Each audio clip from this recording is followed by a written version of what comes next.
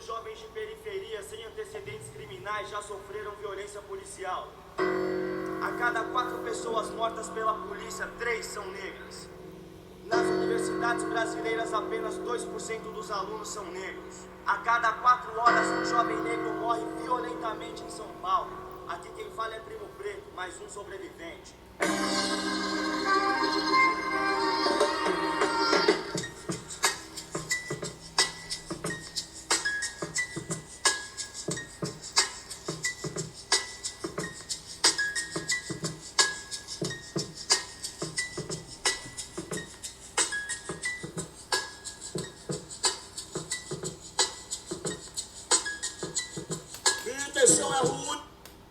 Fala galera, boa tarde. Hoje nós vamos aprender um pouquinho de hip hop, né? Eu vou disponibilizar essa aula para vocês no YouTube. Qualquer dúvida que vocês tiverem sobre essa aula, depois vocês mandam para mim, né, pelo próprio YouTube mesmo, a dúvida, ou no Google Classroom, ou nas plataformas do Facebook, WhatsApp que vocês me tiverem. Essa interação é importante, né? É uma aula que é provocativa, vai gerar muita discussão, espero eu, né? E a opinião de vocês é importante. Aqui não é apenas eu para falar, mas também vocês são os principais na hora da fala. Então é importante a gente escutar, porque vocês são jovens e vocês que, né, muito de vocês que estão enfrentando o problema. Uma aula importante, vem numa aula importante, o hip hop. Vou contar um pouquinho da história para vocês aí e depois a gente vai propor algumas atividades, né, para vocês fazerem pela casa nessa época do Covid. Eu sempre começo essa aula provocando, né? Então esse gráfico mostra, né, o índice de violência no Brasil. O primeiro gráfico ali, como vocês podem ver, é a quantidade da população, brancas e negras. Lembrando que negros são declarados pardos também, né? Pardos e pretos ali. O IBGE classifica como negros. Eu não vou entrar em questão de nomenclatura agora, né? Mas quem tiver dúvida, pergunta, eu venho e explico uma melhor oportunidade. E o outro gráfico é as vítimas de homicídio.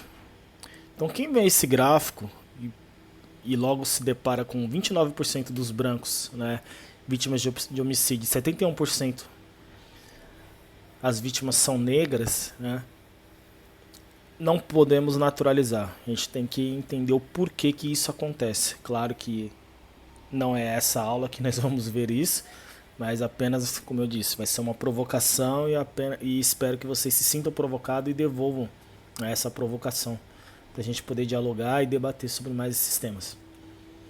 Esse é um outro gráfico que eu gosto de mostrar muito, né, onde estão os negros na programação, né? Então a gente pega a programação hoje, 100% dela, 80% é entretenimento, 20% é religioso, né? Você pode ver que no jornalismo nós temos, né, 0% de pessoas negras, educativo 0%, infantil 0%. O jornalismo aumentou um pouquinho, né? Tem a Maju nos representando. Houve muita conscientização dos últimos 3 anos aí, esse número subiu. Esse gráfico ele é de 3 anos atrás aí, eu tenho ele aqui no slide ainda, né? Tanto é que ele tem até uma outra provocação de quanto tempo ficam os negros, né? Geralmente. E eles levantaram que não passam de 6 minutos naquela época, né, em 2016. Hoje aumentou mais, né? Como eu disse, tem a figura da Maju, tem uma figura de um outro jornalista que trabalha no Sport TV, mas é um canal fechado, então a grande parte da população acaba não tendo acesso. Esse é um outro gráfico, né, que eu trago, que vai falar um pouquinho sobre os cargos de destaques, né? Então a gente pega o Brasil aí, e os negros são só 18% dos cargos de destaque. Ou seja, você vai entrar numa empresa, vai ser raro você encontrar um negro na supervisão, na gerência ou donos dessas próprias empresas. Então a gente tem que se perguntar o porquê que isso acontece, né? 34% dos estudantes negros, né, estão, né, no ensino superior. Muito pouco. Muito pouco. Eu mesmo vim de uma universidade particular. Na minha sala só tinha 2. Formado só fui eu, né, que acabei me formando. Então, assim, muito pouco mesmo. Mesmo com políticas públicas afirmativas, né, para isso, você vê que não surte efeito. Porque o preto nem na escola básica ele tá. Então, se vocês olharem na sala de vocês, se nós somos quantos da população? 54%. Me diz onde estão os pretos na educação básica. A gente não encontra. E aí vem a dúvida, né? Do porquê que isso acontece. A gente vive uma época difícil, né? Surgiram vários movimentos, um deles é o Black Lives Matter Day, né? Então basta o genocídio da juventude negra. Todas as vidas importam, né? Deixando bem claro para vocês. Só que quando nos matam, né? Uma vida tá deixando de lado, né? Uma classe está sendo deixada de lado. E um certo grupo da sociedade está sendo deixado de lado. E quando a gente vê que a maioria das pessoas que vem morrendo, né, por homicídio é da juventude negra, isso deixa a gente muito preocupado. Isso não é de hoje, né? Tem todo um histórico para chegar a esse processo. E não é o intuito dessa aula, né? O intuito dessa aula é a gente falar, sabe do quê? De hip hop. Porém, não tem como a gente falar de hip hop sem escapar da dimensão racial, porque o hip hop é que vai denunciar tudo isso. Né? Eu falo para todos que o hip hop que me ensinou a me proteger, foi o hip hop que me ensinou a viver dentro da comunidade, foi o hip hop que me ensinou a ver a violência do policial, a truculência, o hip hop que me ensinou que as estruturas da cidade são recheadas de racismo estrutural, né? De racismo institucional. Então o hip hop ele denuncia isso há anos, há décadas, né? Principalmente nos Estados Unidos, né? E o Brasil ele vem na sequência. Quando a gente pensa no hip hop, a gente tem que pensar que ele é uma vertente de várias, né? De várias artes. Então uma delas é o grafite, uma delas é o rap, que é a letra, a arte, que ela não está só no muro, né? A arte ela está também na poesia também. A gente tem a dança com o break, temos a periferia, que é o reduto, né, do hip hop, e a cultura. A cultura é o que aquele bairro produz, o que aquela comunidade produz. Será que eu estou inserido dentro dessa cultura? Será que eu vivo essa cultura? Então, a gente tem uma cultura muito forte do hip hop nas periferias de São Paulo e do Brasil e do mundo, né? E é importante a gente ampliar essa cultura para dentro do nosso repertório. Professor, por que não o funk? O funk vocês consomem já, né, praticamente diariamente. Nós temos várias culturas, né? Então, quem teve aula comigo aí ao longo desses anos teve a oportunidade de passar por diversas manifestações culturais, né? E o hip hop foi uma manifestação que a gente ainda não trabalhou. Então, por isso que eu trago ela para vocês nesse momento. O hip hop é uma cultura artística, né, que começou lá na década de 70, aqui nas áreas centrais das comunidades jamaicanas, latino-afro-americanas da cidade de Nova York. A tradução natural, literal dessa expressão é balanço dos quadris, ou seja, a forma de dançar, né, com o balanço do quadril que vai dar a expressão do hip hop. E os 4 elementos, né, é o break, que vai representar o corpo através da dança. O MC, ele é o famoso a consciência, o cérebro, né, ele que vai cantar, ele que vai dar o som ali pro baile. O DJ, que é a alma, essência e raiz, ele que vai mexer nos aparelhos, né, ele que é o beat aí para quem é do movimento. É a alma mesmo do hip hop, é a batida. E o grafite, que é a expressão de arte, né, o meio de comunicação. Então a gente vê às vezes desenhos nas cidades, sempre vai ter algo representando ali, tem algo que está dizendo para vocês através de desenhos, né, nos muros da cidade. Que são 4 figuras aí dos 4 elementos. Qual que é a origem do rap? O rap ele vem do R&B, do funk, do disco, né, do soul, do blues. Não tenho como colocar agora aqui essas músicas aqui agora, mas vem muito disso. O funk vem muito do funk do James Brown, né? Inclusive o Racionais usa muita batida, né? A gente chama de sample, né? Sample de discos de James Brown e de outros cantores negros famosos dos Estados Unidos, americanos, né? Norte-americanos. E eles pegam essas batidas e colocam a poesia deles em cima dessas batidas, e daí vai sair muita música aqui no Brasil. Os instrumentos típicos são toca-discos, sintetizador, vocal, caixa de ritmos, né, o sampler que eu falei para vocês, e o beatbox, né, que é a própria voz, né, a boca ali fazendo os barulhos do hip hop.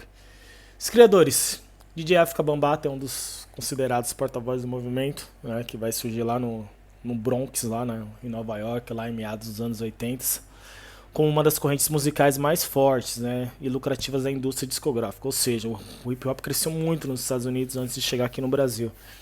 Então lá é uma indústria que mobiliza muito, né, inclusive tem muitos debates sobre isso, né, que os cantores acabam se transformando por conta dessa industrialização, né, e movimentação financeira que o hip hop acaba atraindo, deixando de lado um pouco a essência, né? O DJ Afrika Bambaataa é um cara que cresceu mesmo cresceu nos Estados Unidos, mas teve a oportunidade de viver a época da segregação lá do apartheid, do Nelson Mandela, e ele traz muito daquela luta de classe para os Estados Unidos e transforma isso em forma de música, em forma de protesto, né? Então ele é um dos grandes percussores aí.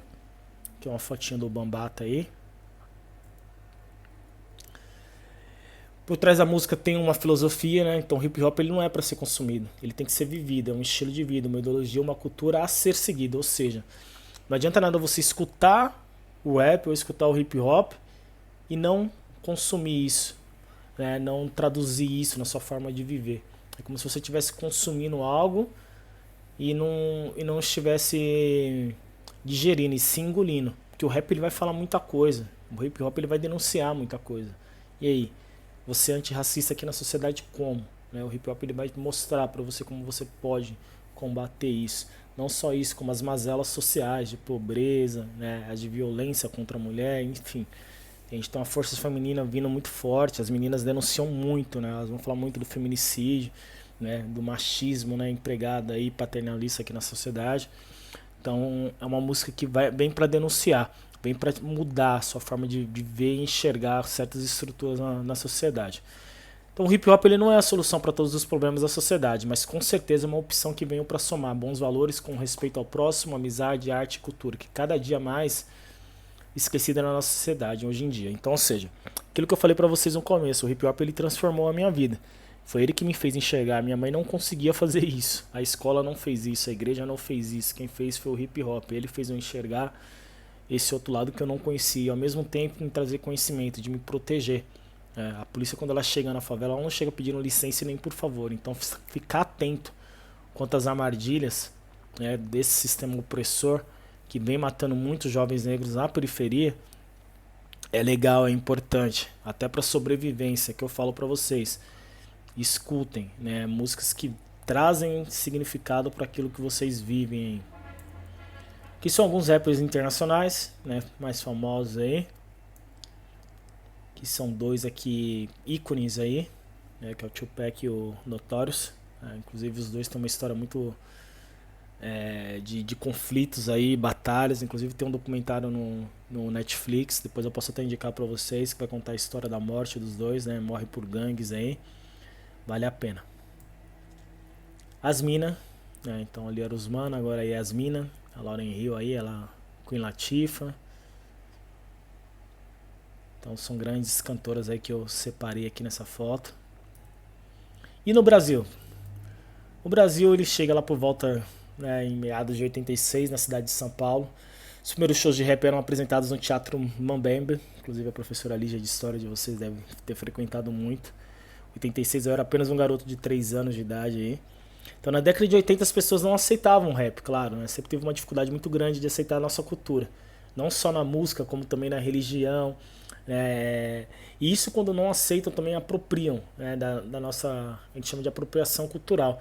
Quando pegam coisas que foram a gente que criaram e trazem pro branco, que o branco que criou. Então muita coisa da culinária que inventou foi nós, quem sempre teve essa cultura foi nós, e tem uma apropriação. Assim como o samba o hip hop também vai ter essa transformação também. Então as pessoas não aceitavam o rap no começo, e hoje a gente vê, né, tantas pessoas envolvidas dentro do rap, e a gente fala, pô, o começo não foi tão fácil assim.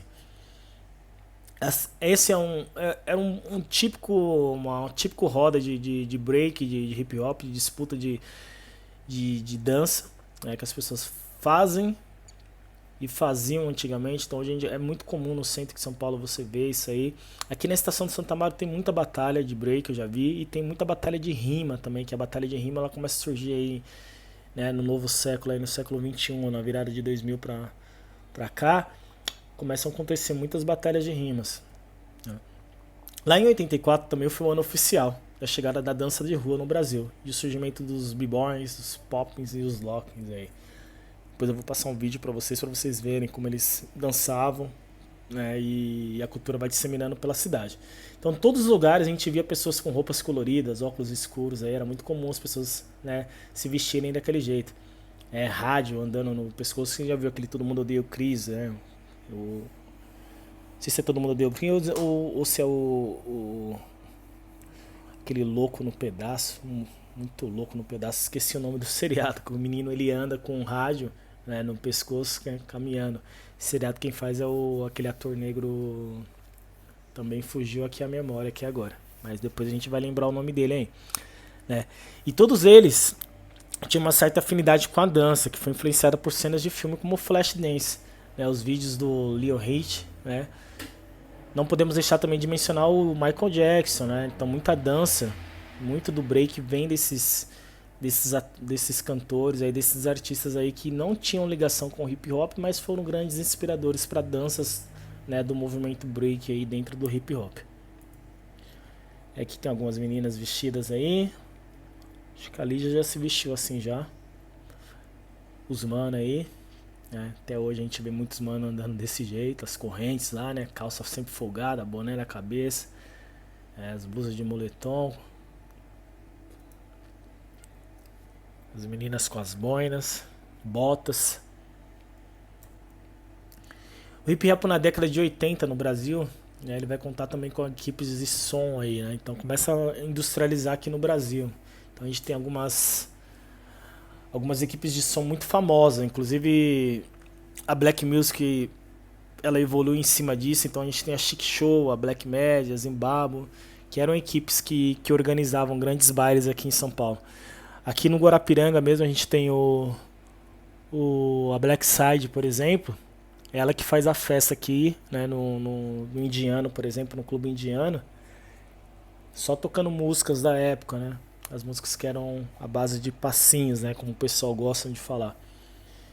Os primeiros talentos tupiniquins também vão surgir nessa época. Então a gente tem o Nelson do Triunfo, né? Depois eu vou mandar um vídeo dele pra vocês. É que eu perdi a minha foto que eu tinha com ele aqui. E isso vai entrando dentro da mídia, né? Inclusive foram temas de abertura de novelas, né, como Partido Alto na Rede Globo. Programas como Funk e Cia também tinham, né, o conteúdo voltado para o rap hop aí.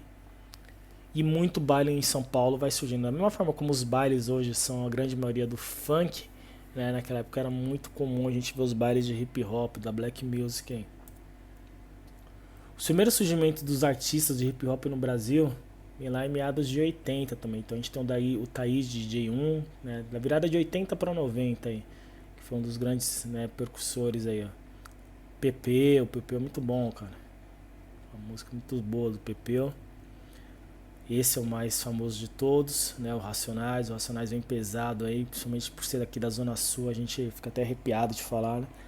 E o Racionais, ele parecia que ele cantava a minha saída de casa para algum lugar, né? Então muita da minha história eu me enxergo nas músicas retratadas pelo Racionais. Tem uma capa da VIP muito legal que fala que são os 4 pretos mais perigosos, né, do Brasil. Então pra gente é um motivo de orgulho, né? Você vê gente da gente progredindo dentro de um ambiente que até então nós não tínhamos espaço. Quando tínhamos, a gente tinha que cantar, às vezes muita coisa que não era nossa, né? Não era coisa representada por nós. Então hip hop é uma coisa que veio da gente, é da nossa cultura. Então poder ver grandes artistas aí, grupos crescendo, cantando rap, muito, muito prazeroso. É uma vitória nossa. A febre alta do rap, em 85 foram surgindo nomes como Black Spin, Jabaquaras, Burks e muitas bandas aí, como a Nação Zulu também. Então toda essa galera se juntava na 24 de maio no centro de São Paulo, porém com as lojas lá subindo, né, e aumentando, eles tiveram que mudar de lugar. Porque aquilo que eu falei pra vocês, o hip hop é resistência, então os locais onde essas pessoas, né, se reuniam viravam incômodo para algumas outras pessoas. Então eles foram para a estação São Bento.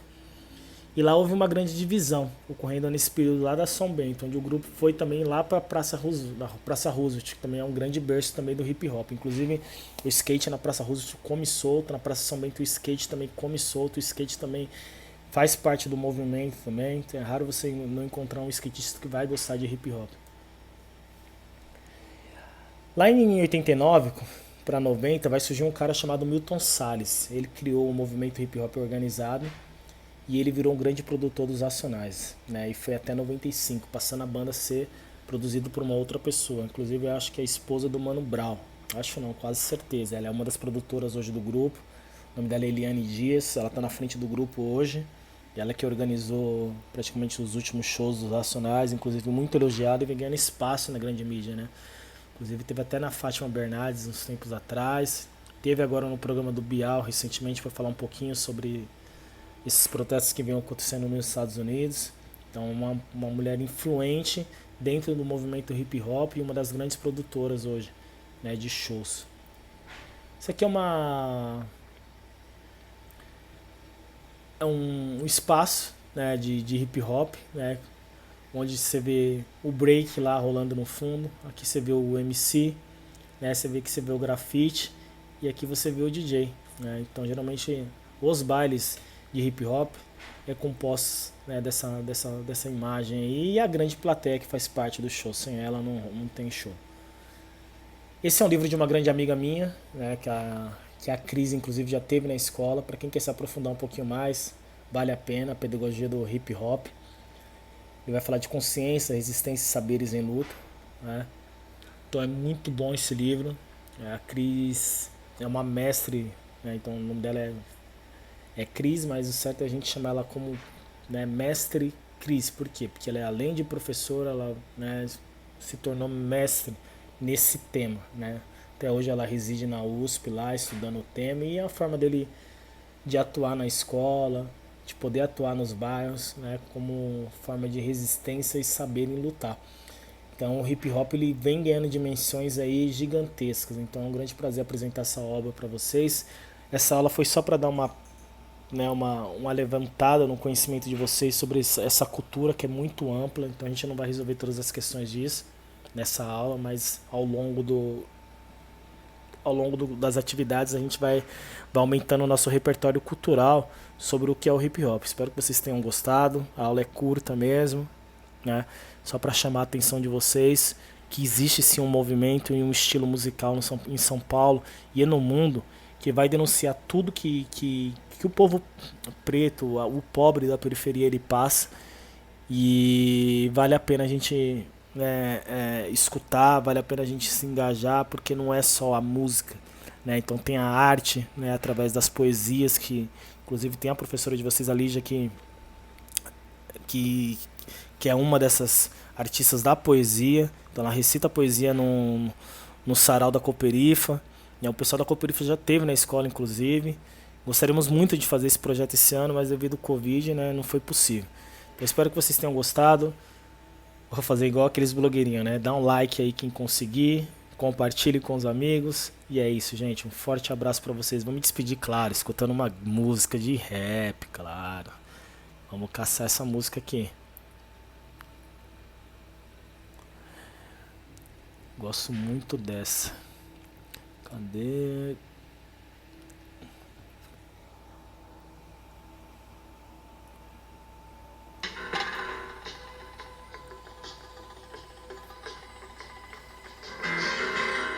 ...1993, fudidamente voltando, Racionais, usando e abusando da nossa liberdade de expressão, um dos poucos direitos que o jovem negro ainda tem nesse país. Você está entrando no mundo da informação, autoconhecimento, denúncia e diversão. Esse é o Raio-X do Brasil. Seja bem-vindo. A toda a comunidade pobre da Zona Sul.